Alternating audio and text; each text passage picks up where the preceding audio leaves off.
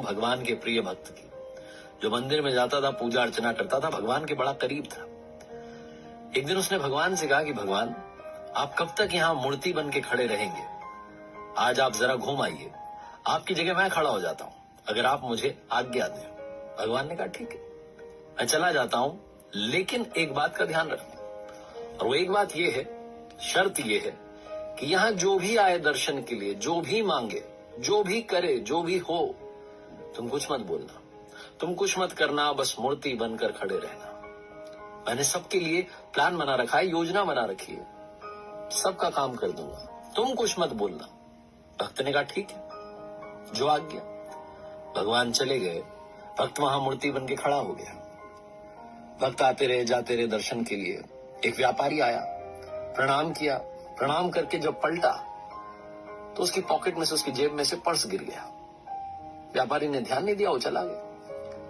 व्यापारी के जाने के बाद में एक गरीब व्यक्ति वहां आया, भगवान को प्रणाम करने लगा और गिड़गिड़ाने लगा, कहने लगा कि भगवान, मेरे घर में खाने के लिए कुछ नहीं है, बाल बच्चे भूखे हैं, कुछ कृपा कर दीजिए, कहीं से पैसा मिल जाए। ये बोल करके, प्रणाम करके जब वो पलटा तो उससे वो पर्स दिख गया।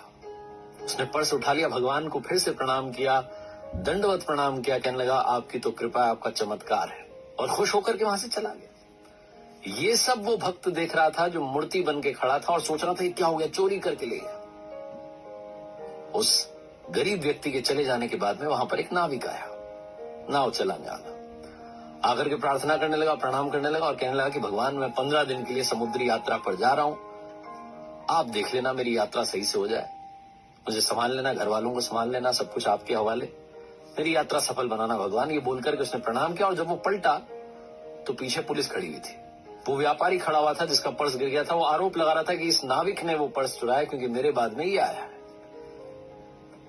पुलिस वाले उस नाविक को पकड़ करके ले जाने लगे। वो नाविक बोल रहा था कि अरे मैंने कोई पर्स नहीं देखा, ही नहीं मैंने तो कोई पर्स, लेकिन पुलिस वाले सुन नहीं रहे थे क्योंकि व्यापारी का आरोप था।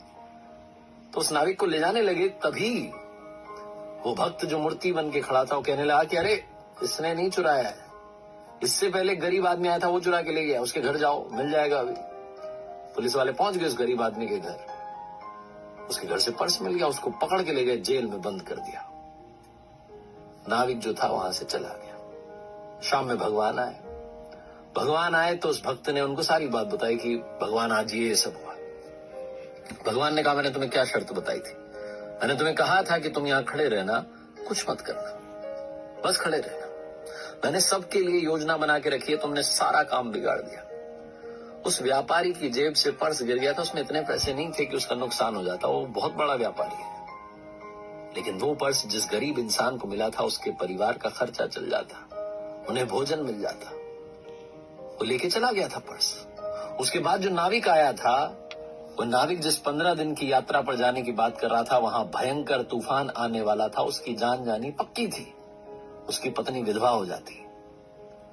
इसीलिए मैंने योजना बनाई थी, तुमने सारा काम बिगाड़ दिया, तुमने उस गरीब आदमी को जेल में डलवा दिया, उस नाविक को यात्रा पर भेज दिया, अब उसकी जान चली जाएगी, उसकी पत्नी विधवा हो जाएगी। भक्त जो था वो जमीन में लेट गया, प्रणाम करने लगा, माफी मांगने लगा कि कुछ तो कर दो। भगवान ने कहा अब तो सब बिगड़ गया। छोटी सी कहानी, लेकिन सार ये है कि प्रभु ने सबके लिए प्लान बनाया हुआ है, योजना बनाई हुई है। तो अगर आपके मन का नहीं भी हो रहा है, जो आप चाह रहे हैं वो आपको नहीं भी मिल रहा है, तब भी आपके दिल से धन्यवाद निकलना चाहिए, क्योंकि उस पर आपका भरोसा प्रगाढ़ होना चाहिए।